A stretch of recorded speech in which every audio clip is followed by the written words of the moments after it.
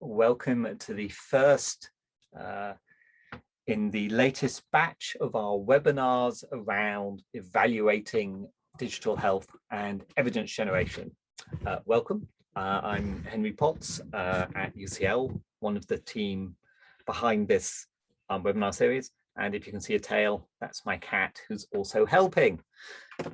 Today's topic is on how can meaningful user research improve digital health delivery. User research, I think, is sometimes the Cinderella to other elements of evaluation in digital health. Often people focus on big summative randomized controlled trials. Often people don't even think of user research as a type of evidence generation. But user research is often the first sort of evaluation we should be doing in digital health, and I think has an exceedingly important role as being part of what we mean when we talk about evaluation or evidence generation. So let me start by just acknowledging our funders for this webinar series, which are UCL, where I am, but also King's College London have also contributed, and the HIN and DigitalHealth.London are a central part of the team and have been doing the organizing. There's a hashtag evaluate DigiHealth. Please do use that if you're posting on Twitter or LinkedIn as we go along. My co-chair today is also Dr. Paulina Bondronek. Our two speakers today, though, are Rochelle Gold, who is Head of User Research at NHS/E/I, and Jonathan Knight, who is the CEO of Tofogo, a digital health company in this area, who you will hear more about in a second. So let me turn to each of our panelists for a bit of an intro.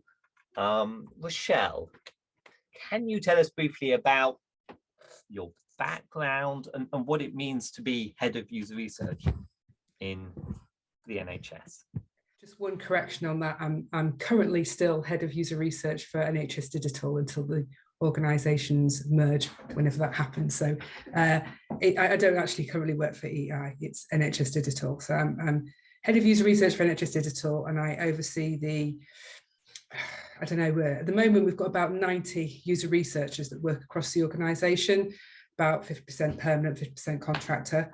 And I lead user-centred design and user research strategy across the organisation. I also lead inclusive design. My background, I trained as an occupational psychologist. That was what I trained as, and went into research after I trained. After that, I've been in research for about 20 years. I started in academic research. I've worked in social research. I've worked in the criminal justice field, the care field, and various other fields as well, and moving about 6 or 7 years ago into user research in the NHS. And what our researchers do across the NHS is understand how our products and services have landed in the real world, but also understand what are the underlying needs that need to be met, both for patients and health professionals across the business, and work with our colleagues in digital, designers, researchers, technical colleagues, everybody that's helping to develop digital tech to deliver things that are going to meet those needs and solve some of those problems that we've identified through research. Thanks, Rochelle. And now over to Jonathan. Jonathan, tell us a bit about where you've come from and also about what Tofogo is, if I'm Tofogo right. So yeah, Tofogo stands for Technology for Good. We're a health tech company, and as the CEO and co-founder of health tech company, I'm cleverly placed as being neither from healthcare nor from technology. So if I've managed to figure it out and learn how to do this, it's an inspiration that everyone is able to. So Tofogo, we have a product called Compassly, and it is a competency passport, a digital skills assessment for healthcare professionals, largely nurses, but expanding out into other allied healthcare professionals as well. And that is digitizing that process, but also hoping to improve that process and the evaluation of the evidence that comes out of that. How I got into this was a little bit by mistake. I sort of came out of biology and then management consultancy and into healthcare. But one way or another, I've been doing health tech for 10 years now. And before Tofogo, I co-founded and was CEO of a company that was Perfect Ward. It is now called Tendable. And that's now in use, I think, in about 60, 70 NHS trusts across the country. And I've been on this journey in user research since the very start of that. All the stuff I've done in health tech has come from talking with healthcare professional users from the very, very beginning. So this is very dear to my heart. Lovely, thanks. Well, let's kick off, Rochelle. How do you see user research, and why do you think it has an important role in digital health? Thanks, Henry. I think the place to start is to talk about the word user. I think often when we talk about the word user, people think we might mean only members of the public or patients, but working in user research in health is very much, as my colleague alluded to, it's not just about the patients and public, it's about everybody that works in health and care. So health professionals, the support staff that's probably using the digital tech themselves. It's everybody, it's people, it's everyone that together helps us deliver those services. So when we're doing user research in health, what's really important is we do look at everybody that's interacting with the service. So if you think of something like, I don't know, screening, for example, you might think the users we need to speak to are the people who are being screened, and absolutely they're a really important person to understand their needs and the problems that they have and to improve the process. But actually there's so many other people that help us get to the point where that person is actually screened. There's the people who are looking at which cohorts need to be screened. There are people that are sending out the letters. There are people that are taking the samples. There are people that are analysing the samples. The people that are inputting the information that's come out of that sample testing, everything. And they are all together help us to deliver that service. And they all together get to the point where someone can be screened. So we need to, when we are doing user research, understand the needs and behaviours of everybody that's that's actually part of that service. And why user research is really, really important is that if we don't understand it from all those different perspectives, you know, we could start saying, well, let's just make sure more people get screened, let's push more people through the system.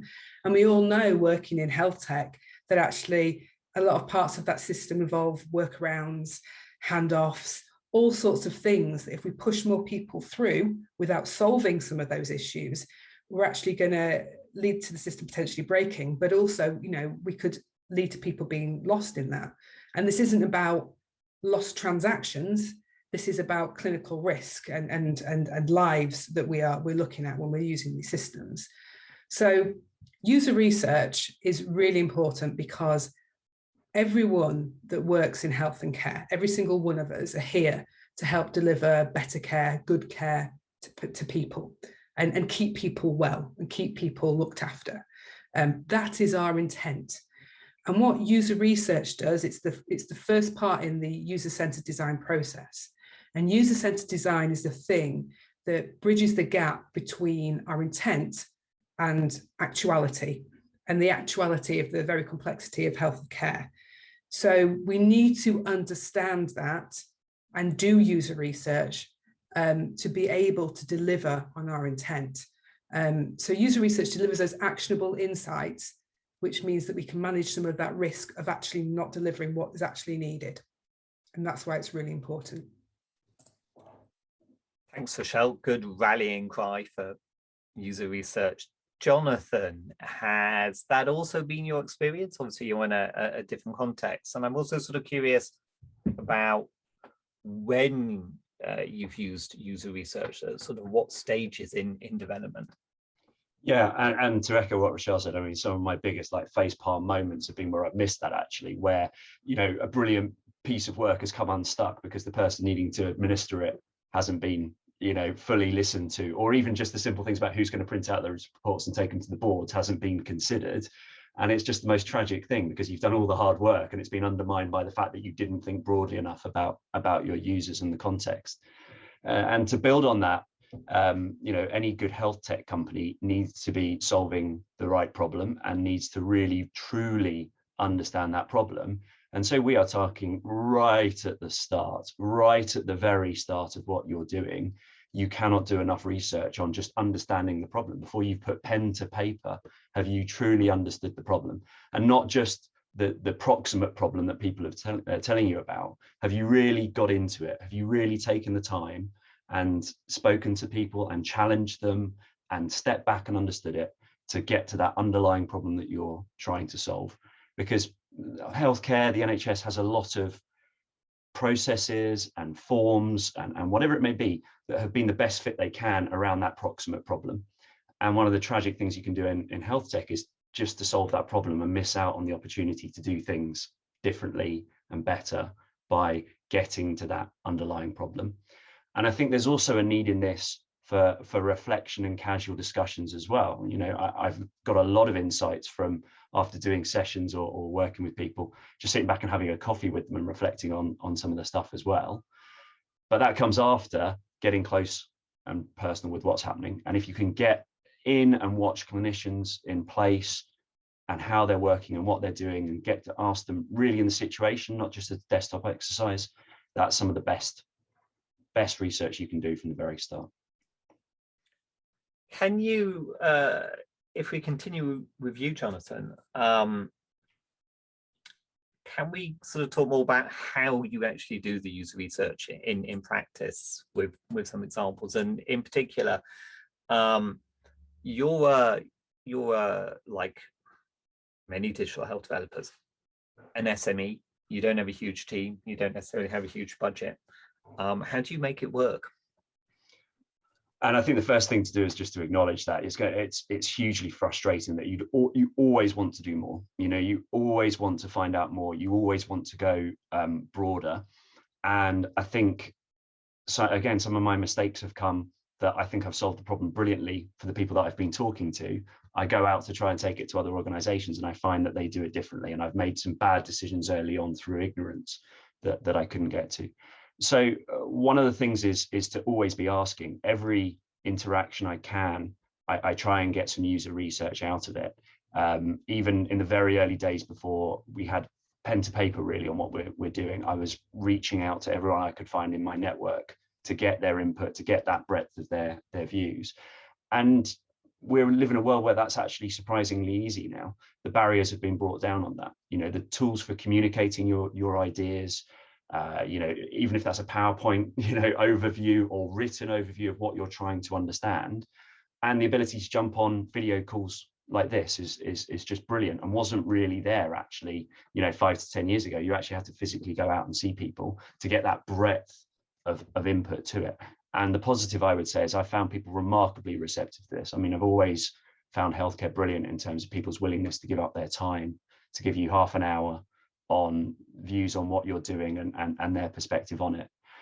I would say, also different personalities. You'll find some people are hugely critical.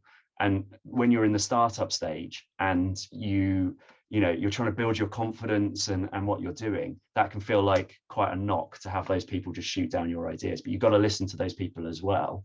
Make your own call on what they've said. But actually, some of the best insights can come from the people who are a bit difficult and want to shoot holes in it. And then the final thing I'd just say is as a sort of SME, you are all about the products and the problem, and you've just got to be close to that. There'll be 100 other calls on your time as a startup, as a small company, but you have to just embrace that problem and the product and the users, because otherwise all those 100 other things that you're doing are taking you in the wrong direction. Rochelle, you said you had a team of sort of 90 user researchers under you. I mean, that sounds fantastic. 90 is bigger than most SMEs' total staff. But obviously you're serving all of NHS Digital, and fighting for resources in the NHS is always a large challenge. Do you have any reflection on the use of resources and what Jonathan said? Yeah, I mean, absolutely. And to be honest, we have that many, but in terms of the amount of products and services we're delivering, we still don't have enough. So that still doesn't give us, someone looking at every single thing that we are delivering. So, proportionately, actually, effectively, we would need more. We still don't have enough user research to do everything that we need. One of the points that Jonathan said as well, also,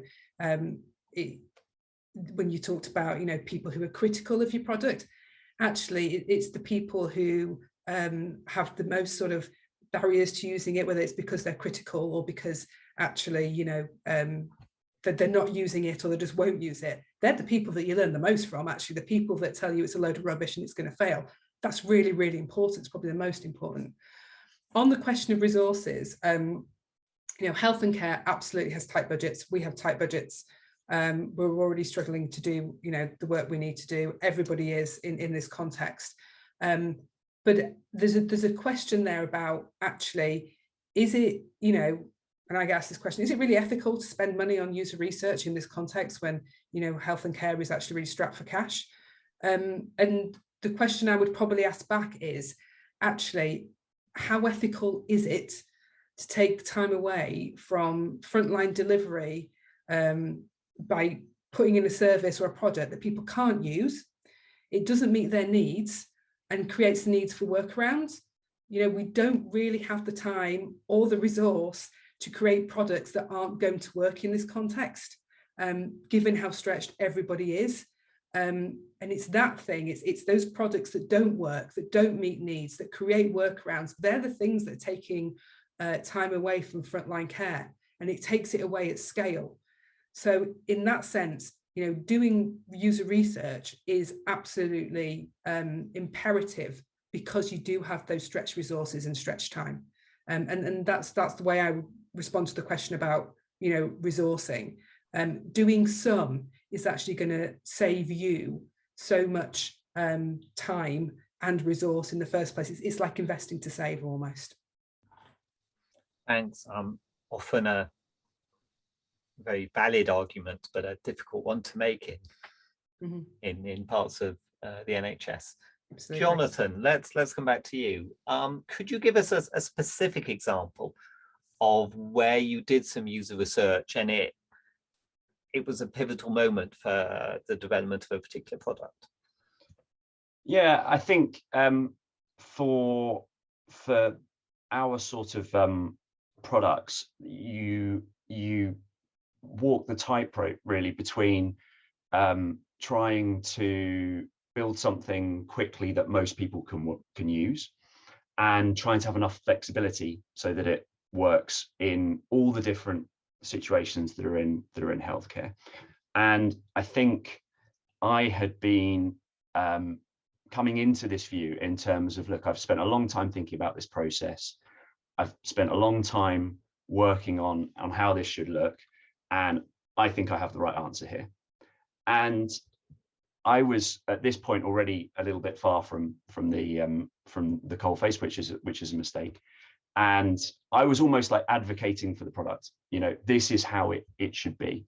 And one of the team said to me, like, well, look, this customer's saying that's not how it is, and you need to come out and meet them. And it was a very humbling moment to me on my high horse, probably saying about, look, this is why I'm clever and you're wrong to some extent. And them just taking me out and saying, well, this is why it's different here, And that was a specific transition.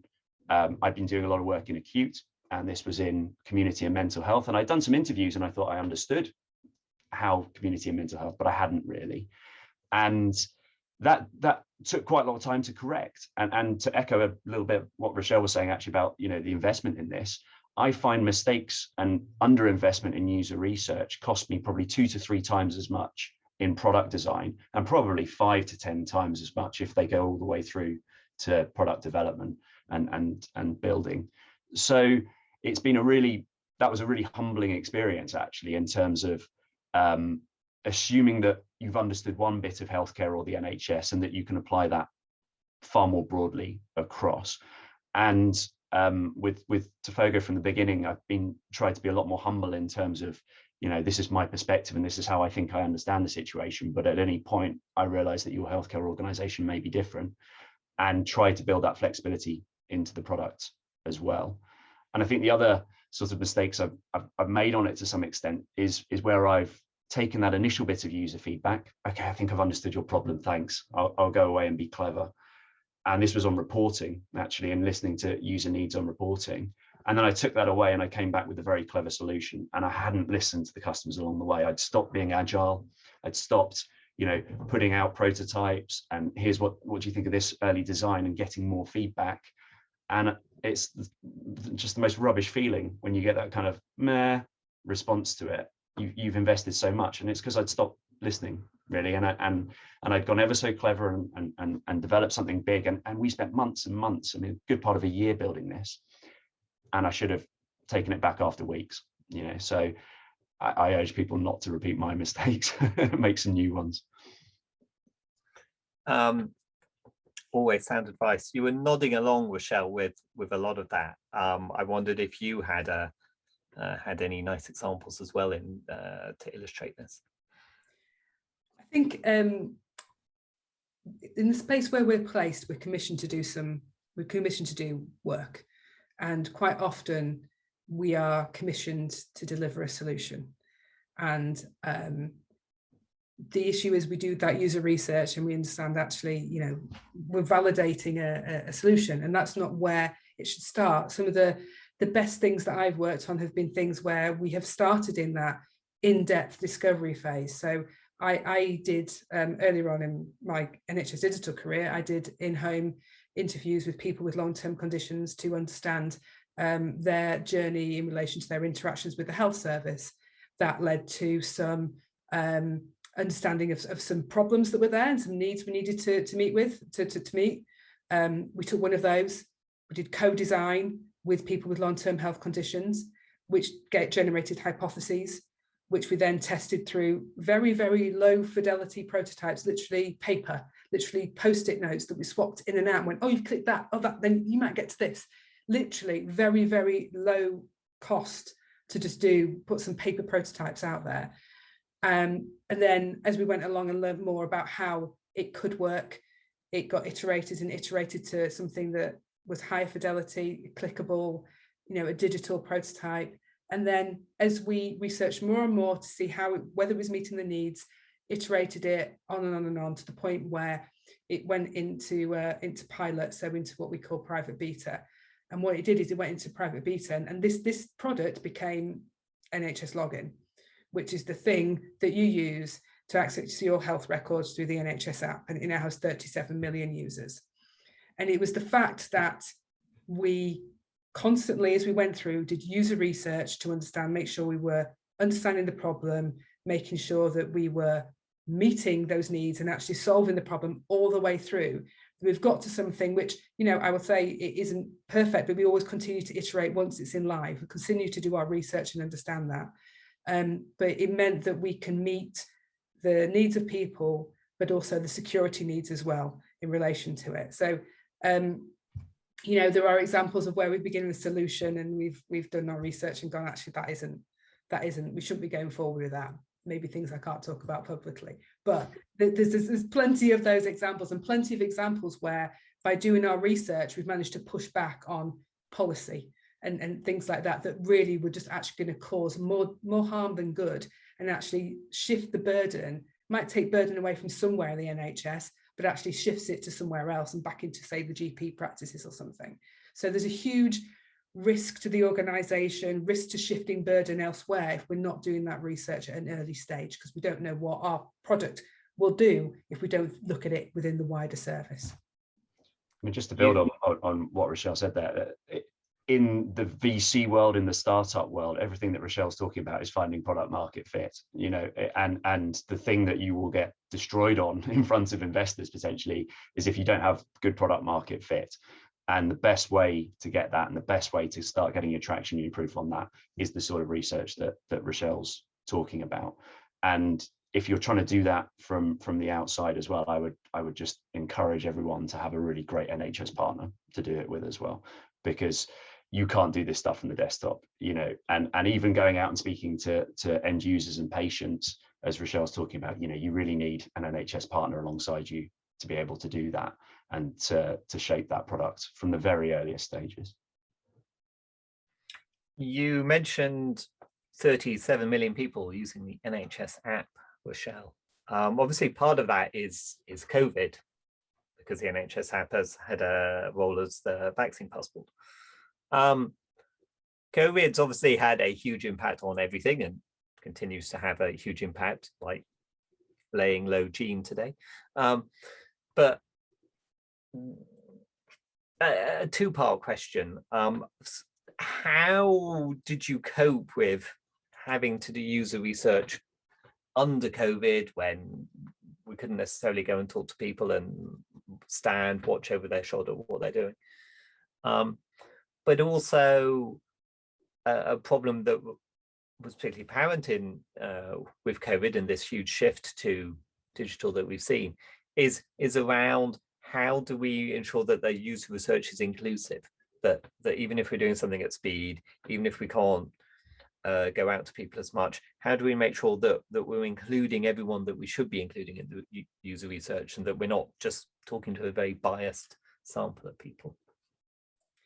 So yeah, I mean, when COVID first happened and we were all working from home, to be honest, we were thinking, well, can we still do our user research? And actually we pivoted very quickly to doing it remotely. And what was interesting about that is, you know, user research is all about understanding the context of use and how people are using your products and services in context. And when we're talking about, you know, public and patient facing services, actually the context of use was actually in their own homes. And whilst we couldn't necessarily go to their own homes, we did that research remotely through Teams, Zoom, whichever tool we could use. And what it did was it actually almost widened our geographical sample, because we get to people, you know, all over the place. But it also meant that people didn't have to travel to offices. So there were people who maybe you know, struggle to travel or whatever like that, or, you know, that we could then access also. So in some ways it made our research broader, it made our tools broader, and actually we could do research more easily and actually possibly more cheaply, because a lot of the time we would be, you know, doing traveling or all that sort of thing. I think on your second point about, you know, inclusion and inclusivity, there's one point that is sometimes actually digital can make things more inclusive.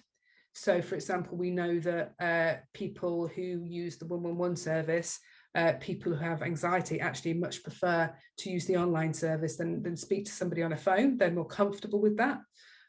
So that's some of our research has shown. So there's examples like that where people are more able to access things. There was someone I interviewed who had COPD, who literally can't breathe until about midday, because and so calling a GP practice at 8 o'clock in the morning to get a same day appointment, it just isn't physically possible, but actually doing it online, you know, is. So in that way it did. But then one of the things we did know is that working at pace, if you do not have links with community groups, things set up, then actually getting access to people who maybe have the most barriers to access is more difficult. And initially, when we were literally trying to set up the COVID test service and turn things around, turn user research around within 24 hours before it was announced by government that this thing was happening and it was going live, actually, we were just doing research with people who maybe weren't as representative as they could be. And as we move forward in COVID, we realized that certain groups were disproportionately affected by it. And, you know, the people that you access through, say, recruitment panels or anything like that, they're the people who don't have barriers to accessing that, barriers to put themselves forward. They're the people that will put themselves forward. And actually what we really needed to do was do research with people who aren't able to come forward, or don't feel confident to come forward, or don't actually trust the health service and therefore wouldn't come forward. And those are the people that we can learn the most from in terms of how we develop our services. So we actually developed relationships with community groups embedded in communities that I think people call them seldom heard communities, but I say seldom listened to, because it's not for them to make themselves heard. It's actually for us to actually find the right ways to listen to and engage with them. And so our strategy is actually to do most of our research with seldom listened to groups, because if we help to remove those barriers to access for those groups, we help to remove the barriers for everybody. If you think about your iPhone and the fact that you can zoom in on that, that was really for people with visual impairments when it first started, but it helps us all to use it. And that's the sort of philosophy that we go with. And the other thing to say on that, actually, when you're doing research with community groups, we need to make sure that this is an ongoing relationship and not just something where we take our data and leave. One of the most impactful things for our user researchers was the ongoing relationship, that they got feedback on their practice as researchers to make sure that their practice was inclusive also. And I think that's a key thing. Thanks, Rochelle. I've got one more question from Jonathan, but then we're going to throw it open to you, audience. So stick lots of questions into the Q&A, and we'll pick out some and see how many we get to. I see there were already some good questions lining up, but let's have some more. Jonathan, I mean, obviously, if you're dealing with healthcare professionals, we don't sort of often think about them as seldom heard or seldom listened to groups who we think, they're professionals, they know what they're doing, they can come forward. But different people are going to be more or less likely or more or less able to put forward their view. How have you dealt with dealing with people who are sort of coming forward and are pushing their views on you, and the users who maybe you need to go and track down? Yeah, and it's tricky as a sort of startup or SME trying to make your way, because you want to embrace the advocates as well. You need those people who are going to be either pushy or just hugely enthusiastic about the product, and you don't want to push them aside because you need to listen to the people who aren't as well. And both have their place to sort of play in this. But I think it's important to realize that just because there are probably not the full range of accessibility issues or needs to listen to, it doesn't mean you get a free pass on this when you're dealing with healthcare professionals. There will still be those needs, but there are others as well. And to some extent, in the professional environment, people can be even more reluctant to come forward and admit to some of these issues. And that doesn't just need to be about what you might traditionally think of as accessibility needs, just comfort with digital, and most people working in health tech are either digitally native or very comfortable with it. But I deal with nurses who've been in practice for 30, 40 years and are not at all comfortable with digital tools. And this manifests itself in different ways in terms of just being pushy, finding all the flaws with it. But you need to actually kind of embrace that and try to get to the underlying problem. And sometimes that is the fact that they're not comfortable with tools, and what you assume is simple and straightforward is not. So we return a bit to the earlier theme about engaging and embracing the people who are being difficult and telling you why the product is wrong. I think, as Rochelle said, the tools can help with this. One key insight that I found is that when users send their feedback to me, look, can you help me with this screen? They send me a screenshot, and I'm amazed how many of those come back with this text really zoomed out. I mean, it's been an insight to me as to how many people actually struggle with their eyesight and have their phone on the biggest sort of zoom setting. And so you need to design to make sure that you've accounted for that. Most people working this will have their phones on high resolution and use the latest gear. I've got lots of users who are on an iPhone 5 or 6 and have a much smaller screen size. I have users who do use the screen listing tools, the screen reading tools, which is helpful as well. But I think it's looking for those users who are not responding or who are pushing back and trying to get to why they're doing so and building the rapport. And I don't think you can assume that you'll have this all within your team. No matter how big your team, I don't think you can assume you've got the breadth of opinions, breadth of background that will bring this stuff out naturally. Certainly in an SME you won't, and even in a team the size of Rochelle's, you won't have that full diversity to listen to all those scenarios. So you've got to go out and really look for them. And the analogy I come back to on this is, Apple have about the most resource for doing this sort of thing out there. And when they released the first Apple Watch, it would ping people every hour telling them it was time to stand up, which instantly pissed off all their wheelchair users who couldn't do so. Now, they had done all the research in their team, but they had a lack of diversity in their team. And if Apple can get that wrong, everyone can get that wrong. So you cannot reach out to that group enough.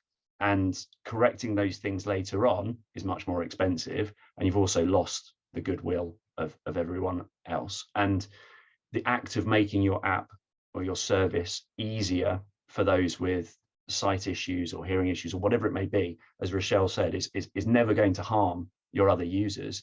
And in many ways, you actually forces you to simplify it in a way that helps other users as well. So for SMEs, I think, yes, build your advocates. Yes, build those people who are going to shout about the product from the rooftops.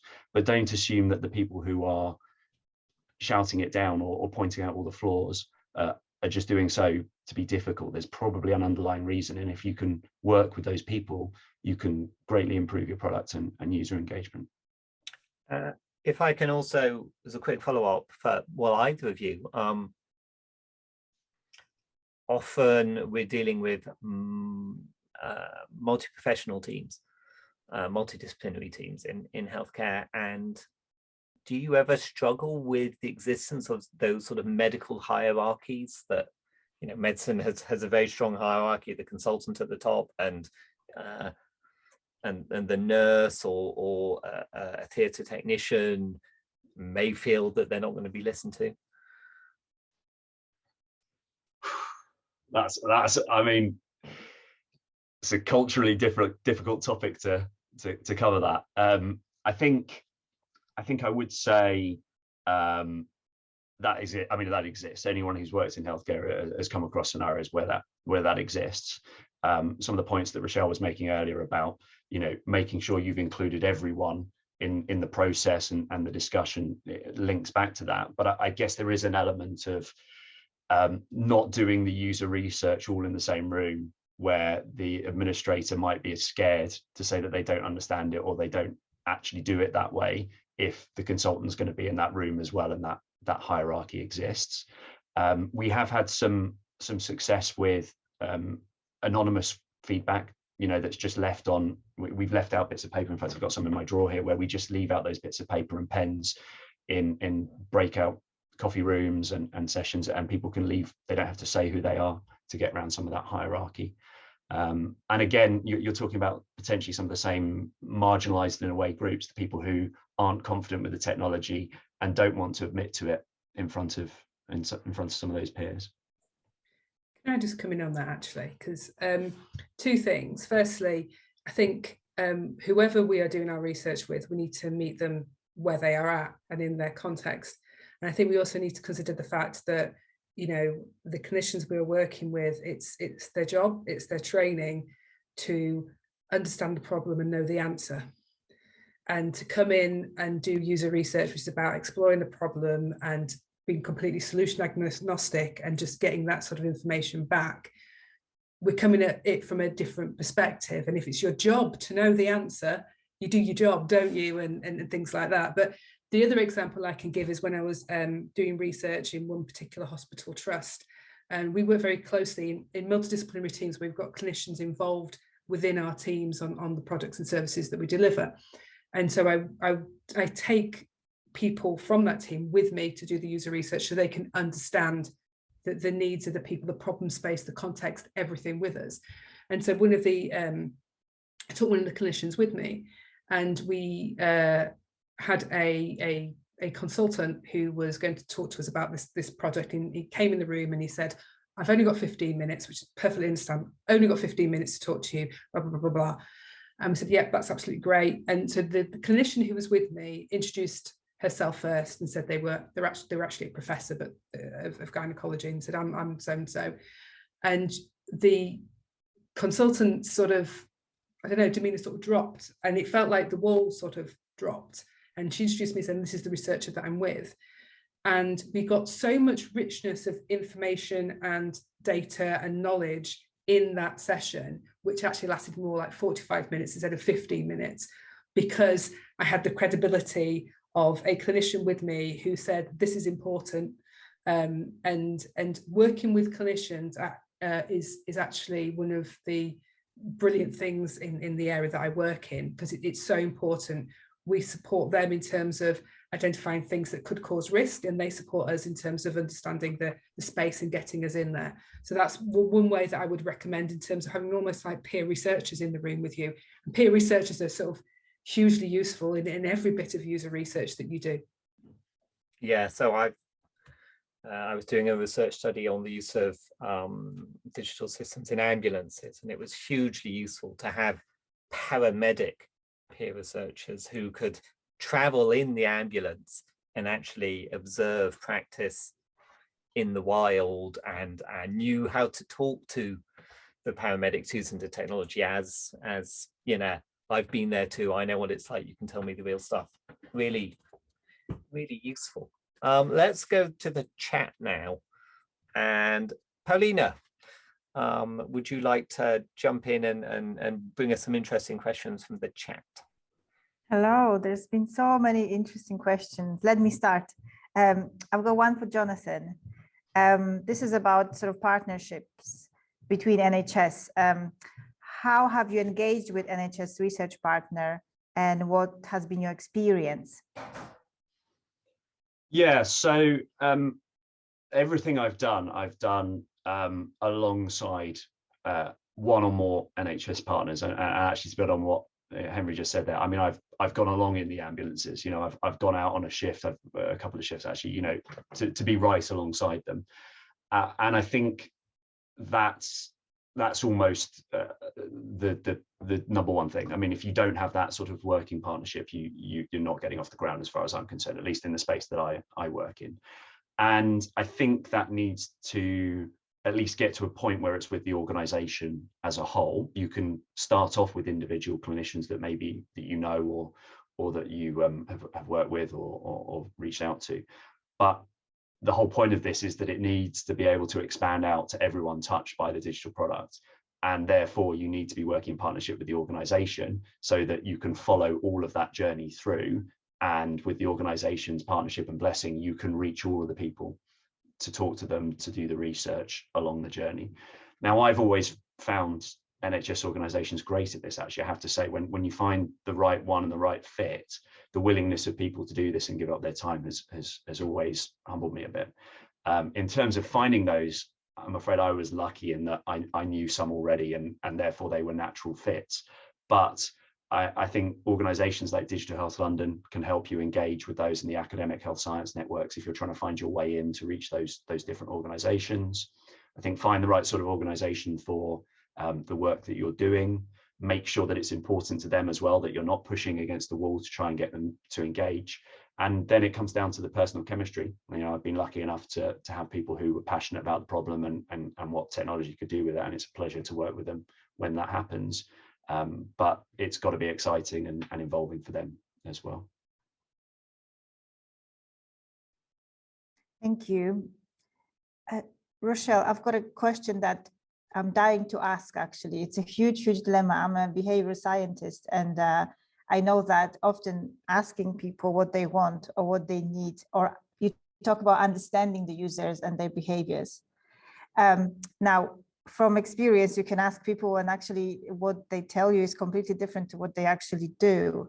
What are the optimal methods to use when doing user research, considering that in a digital health company, we have limited financial resources to do so and limited time? So in other words, not spending a lot of time trying to find out all the answers where actually we have limited time, how to go straight in, what methods to use. For example, I think that interviews might not be great options, but observations actually might be better. Could you talk a little bit about that? So yeah, I mean, and the first thing to say is we never ask people what they want or need. That's not how we understand or discover needs.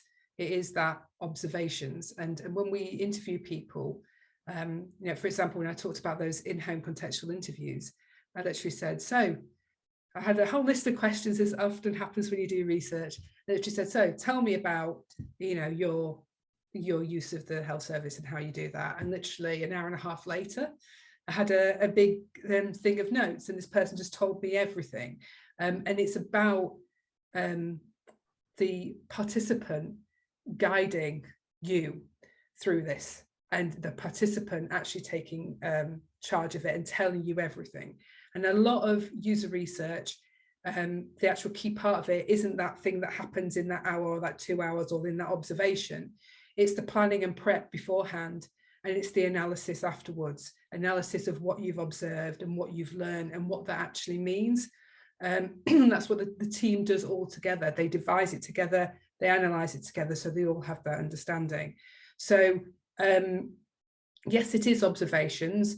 One of the examples I can give of when I've been doing observations where I have been asking questions at the same time is, you know, observing somebody using one of a particular digital tool in a hospital, and I've said, can you talk me through what you're doing, and observing what they're doing, and they've said, what I really need is a button here that says print.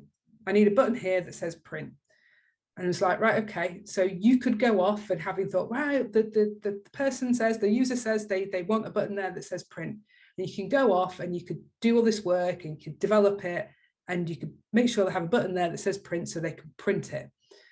But if you observe and you sit and you understand what is the underlying reason why this person is saying they need a button that says print, what you realize is what they have to do is print off that screen with all that information on.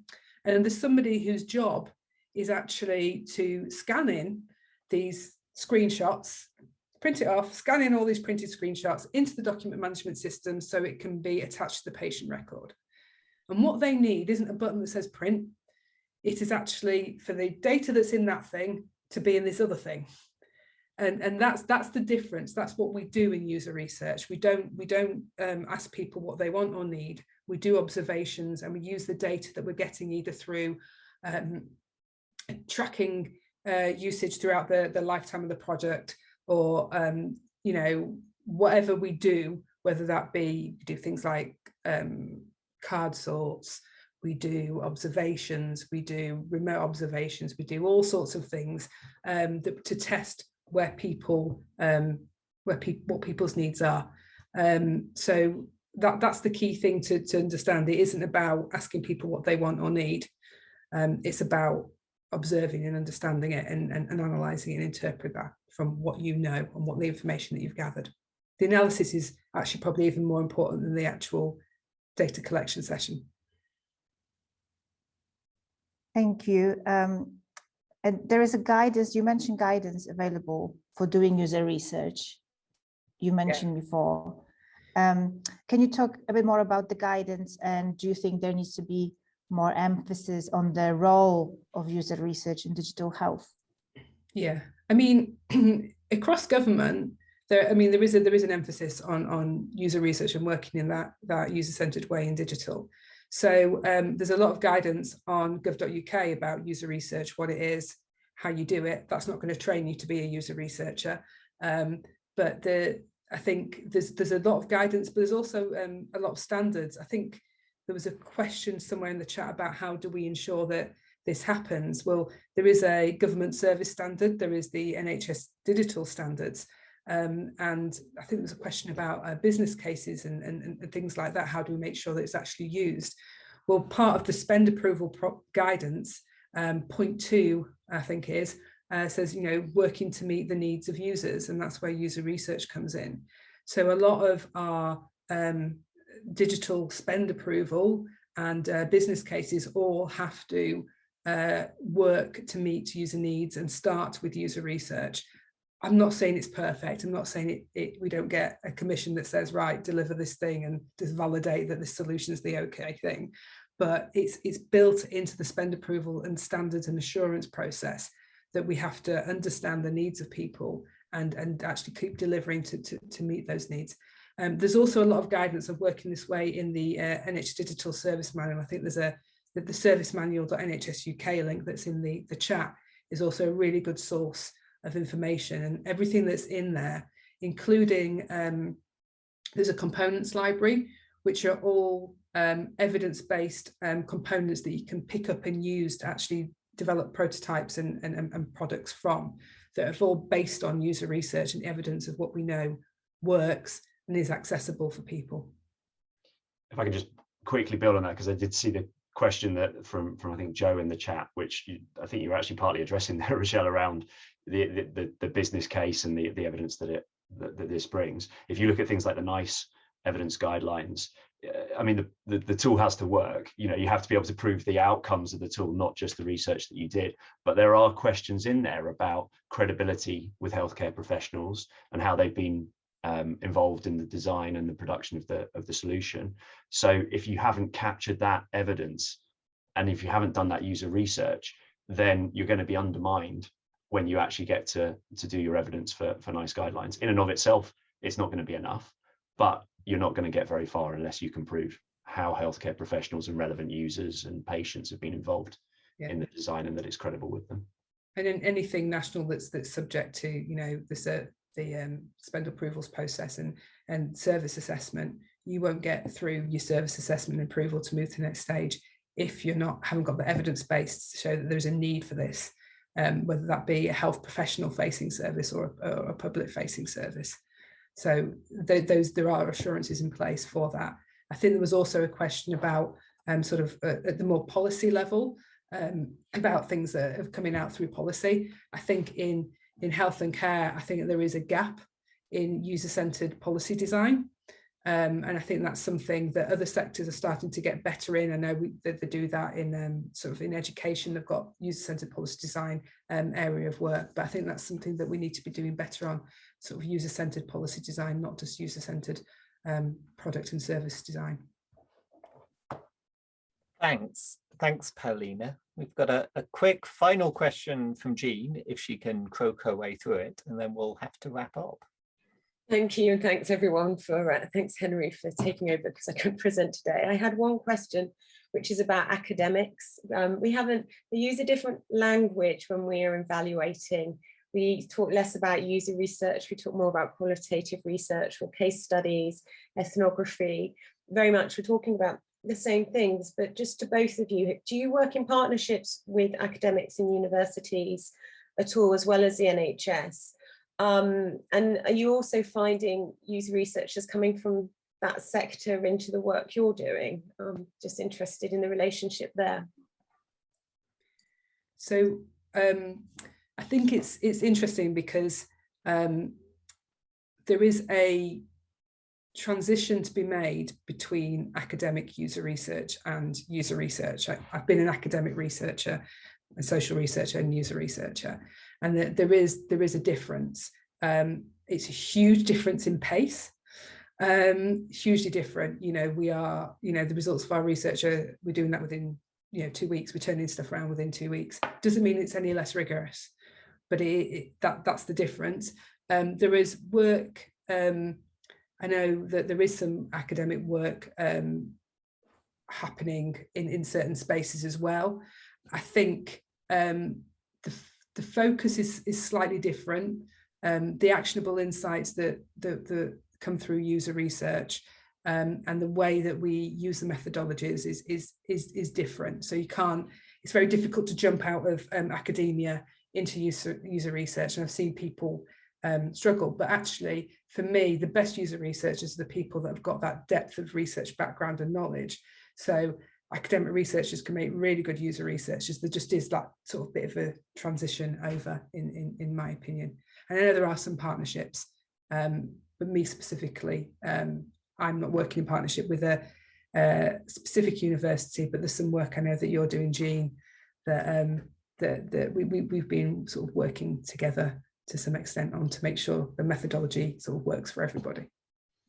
Thanks, Rochelle. Jonathan, what about you? Do you find, we hear a lot about SMEs find it really hard to engage with the university partners for different reasons? Some of it's cost per, being too high as well. What's been your experience?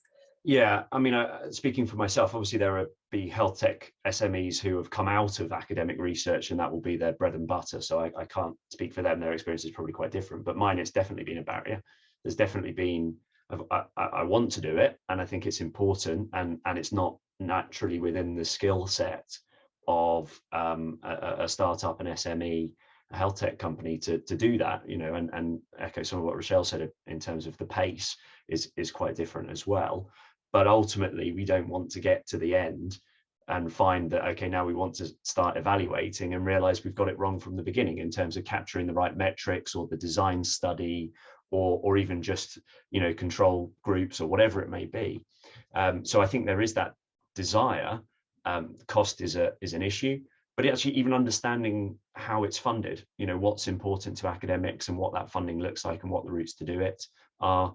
And again, knowing those relationships and the right sort of people to approach.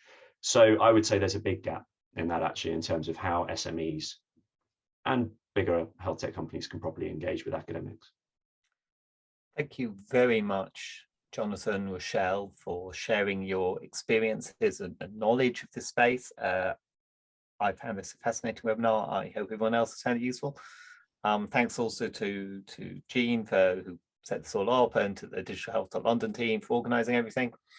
But we have to wind up now. There's another 3 webinars coming in this series. So our next one is on doing evidence generation within a digital health company.